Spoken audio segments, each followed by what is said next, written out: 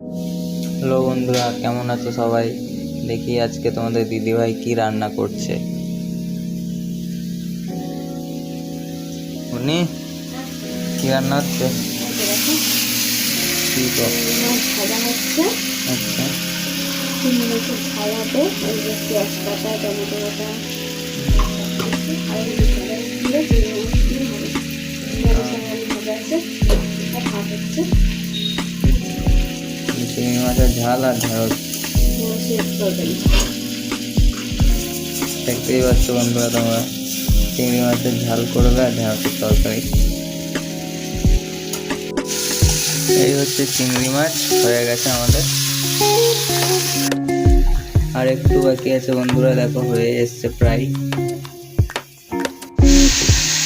ঢেঁড়সের তরকারিও হয়ে এসছে, অল্প একটু বাকি। দেখো বন্ধুরা, আজকের মেনু ঢেঁড়স আলু চিংড়ি মাছ দিয়ে আর একটু চিংড়ি মাছের ঝাল। আজকে সোমবার, বেশি কিছু করিনি। গরমে একদম খেতে ইচ্ছে করছে না। দেখো বন্ধুরা, এই গরমের দিনে কোনো কিছুই খেতে ভালো লাগছে না। রোদের মধ্যে একটু ঠান্ডা ঠান্ডা হলে কার না ভালো লাগে খেতে বলো। তার জন্য এই লস্যি বানিয়েছি। দেখো কেমন লাগছে জানাবে।